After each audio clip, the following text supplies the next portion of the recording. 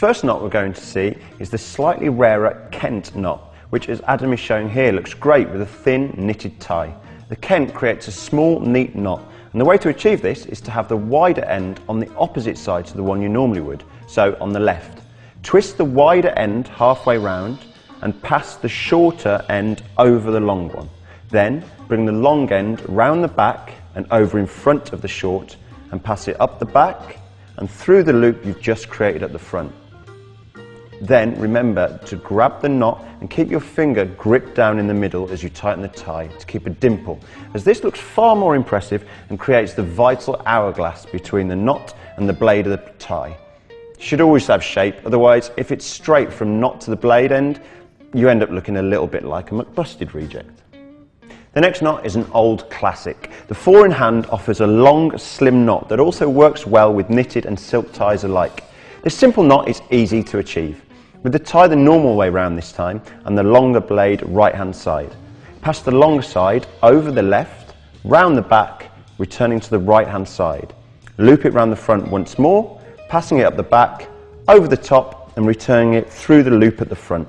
Again, don't forget to keep your finger gripped down in the middle as you tighten the tie to keep a dimple and the vital hourglass between the knot and the blade of the tie.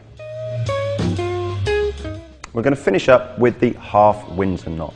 This time you want to have the tie the normal way round again, with the blade end slightly longer than the previous two occasions. Pass the long end over the front of the shorter one again, bringing it up round through the back, back down on the left-hand side of your body, passing it behind the knot, all the way around the front again, before returning it back up and through the loop to complete the knot. Again, focus on dimple and shape. The beauty of this knot is you can alter the size depending on how loose or tight you make it. I'd always opt for smaller and tighter personally. Also, one of the main things I always see guys at fault with is the length of the tie. Either way too short, like a rebellious school kid, or way too long where it's in danger of getting caught in the fly, which isn't a great look. The ideal length is 1 inch above the waistband of your trousers when you're stood up straight. Don't be afraid to tie it a few times to get this right.